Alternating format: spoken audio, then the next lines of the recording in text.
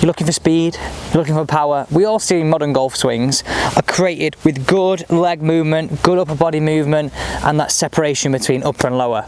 Let's talk through exactly how you can achieve that. And by the way, at the minute, you need to stop doing the leg movement you've currently got. It's killing your speed and it's killing your game. Now, many golfers make this mistake, and there's two of them, and it's fine if you're making them right now. This is exactly why you clicked on today's YouTube video. So please do stick around to hear how you can simply fix it, and I mean it. It is super simple how you can fix this. Now, a lot of golfers in the downswing tend to stand up, or they tend to get the legs working closer together, and that's the right knee to the left knee for a right-handed player, or the left knee to the right knee for a left-handed player. Now, the concept I want to share with you is that to start our downswing, can we feel we get the left leg further away from our right leg? This helps us open up, this helps us get more rotary, and this helps us create the speed move, which is that separation between lower and upper. If you think about this, your upper half is a elastic band, the top of the backswing. Your lower half is the fingers pulling the elastic band. The further you pull the elastic band back, so the further you pull it with the fingers, the more elastic stretch we have. The same in the golf swing.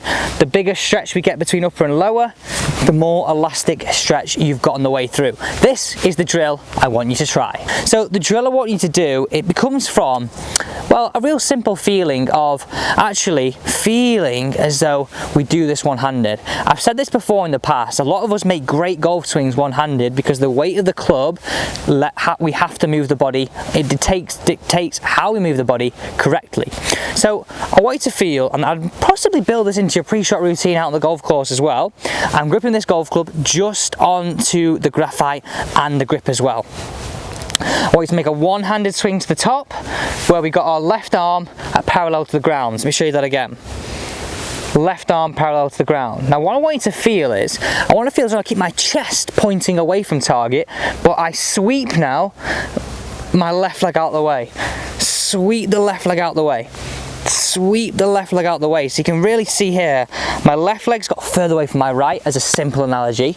My chest is trying to feel as though it's staying behind and back towards target. Now, I want to point out with this, it's never going to, but it's that feeling of a stretch. So you should really feel that stretch between upper and lower. And whatever age you are, I want you to try this. If you can get 1% better at this, that's more consistency, that's more distance. We all have seen this. More distance leads to lower scores. I mean, what do we think of Bryson DeChambeau, by the way? He is a prime example of that, and I know he's an extreme example of it, but let's hear what you think. Has he done the right thing for himself personally and the game? Comment down below, it'd be great to hear what you think. So we're going to take it to the top again, left arm parallel to the ground, sweep it out the way through to target. So I really feel as though when I'm doing this, and I've got a distinctive stretch down this left hand side because my lower is moving more than the upper. I've got that fresh feeling. I'm over the golf ball now. Stretch it, turn it, smash it. Whoa. Walk after it. No, let's not. If we all got a caddy, guys, that would be absolutely fantastic, wouldn't it? See Bryson, he's so off, not off balance is probably the wrong word. He's got that much torque, that much power. He's a little bit uneasy on his finishing position, but at impact, solid as a rock. So that's so simple. I think the one thing I want you to take away from this is that motion to the left hand feels as though it gets your lower half sweeping out the way. And the better you can keep the thing sweeping out the way, the more consistent we're going to become. And guess what? We can do this with our long irons as well. Long irons and driver, this works perfectly. Now, my favourite part of each and every YouTube video, and stick around for this comment section because I want to say this thing to you. Every time we pull out a comment on the video, it will answer something that's going to give you a little bit more detail on another aspect of the game. If you've ever got any questions about your game, please do comment them down below. So the first one comes here from Dan Godfrey. He said, hashtag pick me, and you all know what that is if you're a regular watcher of my channel.